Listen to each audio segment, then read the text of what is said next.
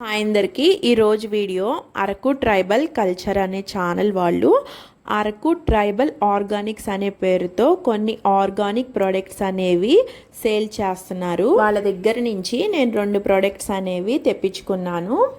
నేనైతే Monday order పెట్టుకున్నానండి. ఈ ప్రోడక్ట్స్ అనేవి నాకైతే ఈరోజు మార్నింగ్ కల్లా వచ్చేసింది. నాకైతే ఈ ప్రోడక్ట్స్ ఇలా కార్డ్బోర్డ్ బాక్స్లో అయితే వచ్చాయి. ఇలా బాక్స్ ఓపెన్ చేయగానే పైన అయితే బియ్యం కనిపించాయండి. నాకు ఆ బియ్యం చూడగానే లోపల ఏందో డ్యామేజ్ అయినట్టే అనిపించింది. ప్యాకెట్స్లో ఉండేవైతే బియ్యం అండి. బియ్యం ప్యాకెట్స్ అయితే పగిలిపోయి అడుగున కార్డ్బోర్డ్లో కొన్ని బియ్యం అయితే పడిపోయాయి.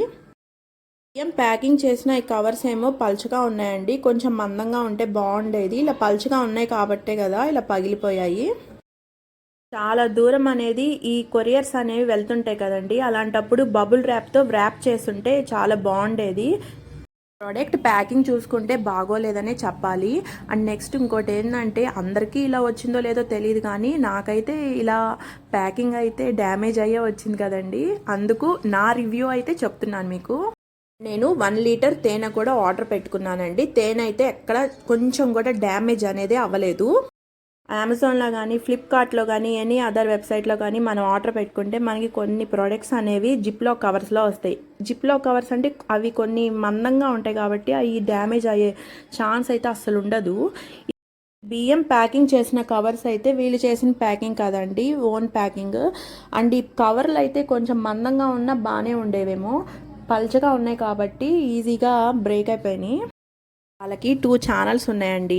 ఫారెస్ట్ కుకింగ్ ఛానల్ ఒకటి, ఇంకోటేమో అరకు ట్రైబల్ కల్చర్ అని. ఆ 2 ఛానల్స్ని మేము రెగ్యులర్గా ఫాలో అవుతుంటాము. వాళ్ళ మీద మన కోపం ఎందుకు ఉంటుంది, ఉన్నది ఉన్నట్టు రివ్యూ ఇస్తాం అంతే కదా.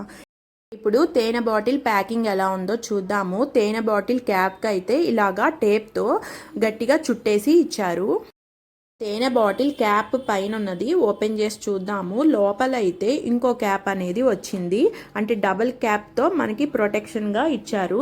చూశారు కదా, నిజం చెప్తున్నానండి, చిన్న డ్రాప్ తేనె కూడా నాకు అసలు లీకేజ్ అనేది అవ్వలేదు. చాలా బాగా వచ్చింది తేనె అయితే. నేనైతే ఇది పుట్ట తేనెని ఆర్డర్ చేసుకున్నాను. పుట్ట తేనె అయితే 1 లీటర్ వచ్చేసి 450 రూపీస్ పడింది.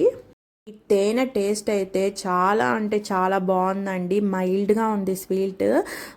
కొన్ని బయట కొనే తేనెలు ఎలా ఉంటాయి, బాగా ఓవర్ స్వీట్ లాగా ఉంటాయి. అంటే మనం ఏదో బెల్లం పాకం కలిపి తాగినట్టు ఉండిద్ది. ఇది అలా లేదు.